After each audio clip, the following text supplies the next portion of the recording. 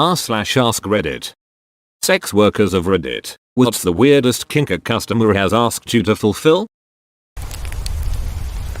I'm not a sex worker, but I let a big man massage me and he paid me $75.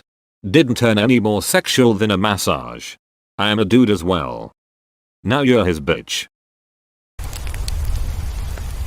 I'm a dancer in a club and I love kinky guys. Other than the dumbs. I won't get into that whole thing.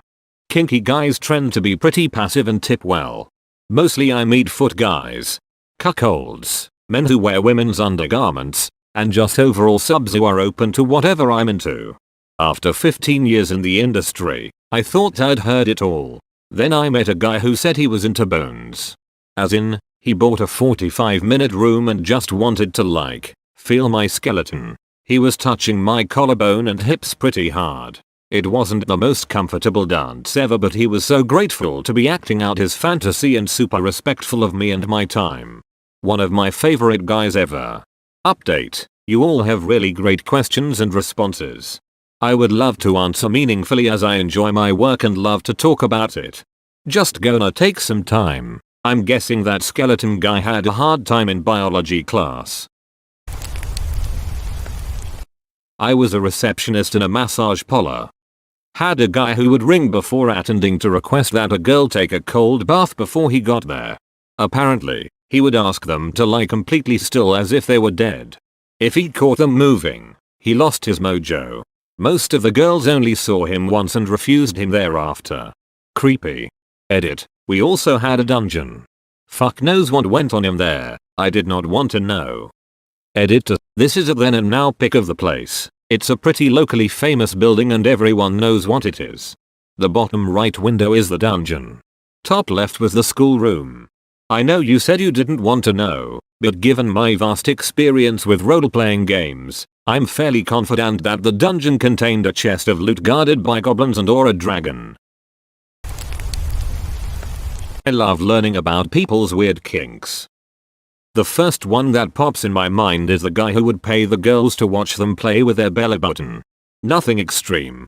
Just caressing around it and maybe sticking your finger in a little bit for 20 minutes or so. He was also really nice. Line only here. I had a man pay me $500 to sit on my feet in panties and a t-shirt and turn my back to the camera and play video games while ignoring the camera. Worth. Edit. Since this blew up. It was via cam online, so he wasn't there in person. Yes, I have below zero. I bought it day one.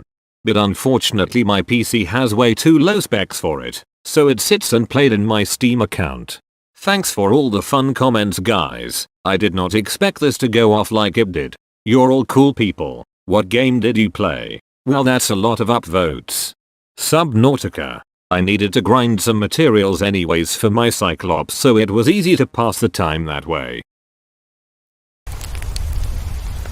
I'm no sex worker, however this seems fitting. Somebody I know went out with somebody that would get extremely turned on by her singing "Happy Birthday Mr. President" to the point he'd come with no stimulation at all. That's just so odd and specific. No, I also had a guy out of his mind on Molly have me over for like 5 hours but had me arrive at midnight, then proceeded to dress me in every Halloween costume he had ever worn and photograph me in pirate stuff, LOTR costume and a wizard W, a large staff taller than I am. Guy WHO makes the radio's YouTube vids. Why didn't I get on the vid? I have hella upvotes and 2 awards. Kinda sad about it. I put on his wizard hat and robe. I cast level 3 eroticism.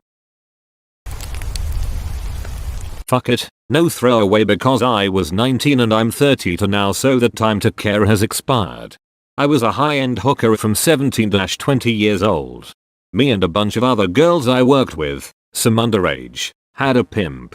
He was a gay black man named Misha and he passed himself off as a photographer. That's how I got wrapped in it all. He was very popular and had lots of money.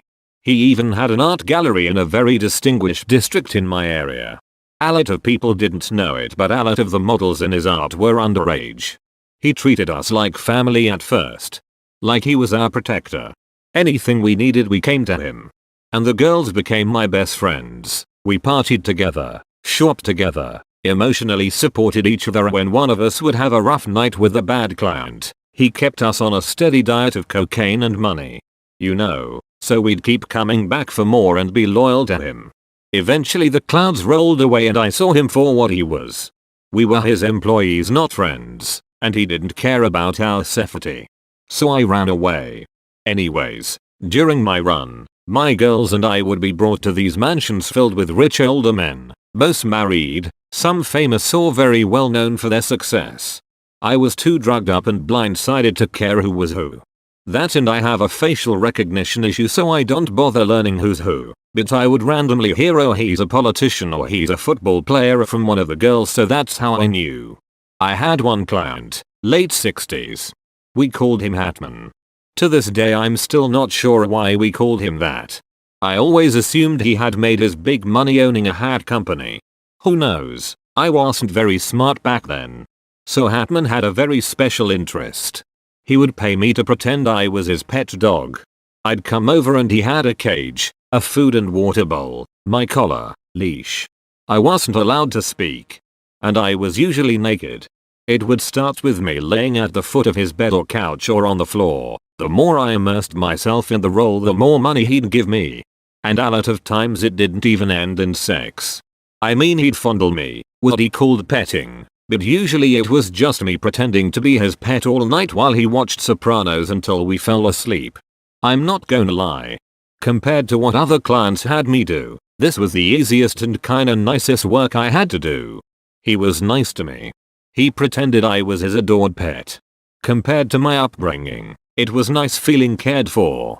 In the morning I'd wake up still in my collar, in his bed, with a big wad of cash on the bedside table, and he'd be gone, off to do whatever millionaire businessmen do all day.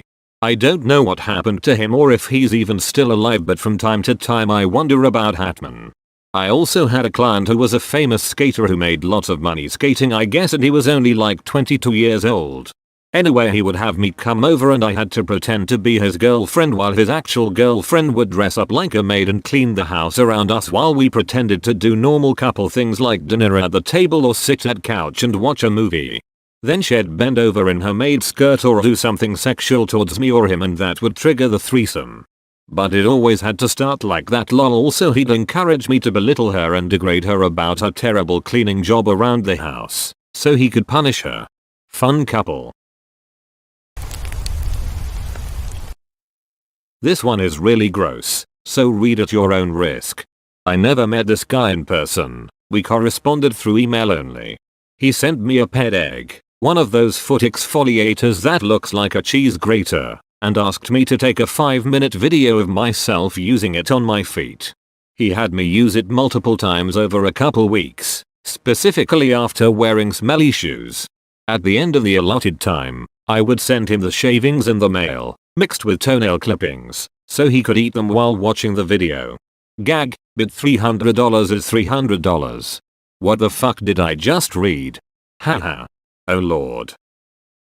I used to sell a friend of mine sleeping pills. She had a client who liked them being injected to his dick and tried to fuck her before he went to sleep. Would take about 10 to 15 minutes before he crashed out. She was always paid up front and she would leave when he fell asleep.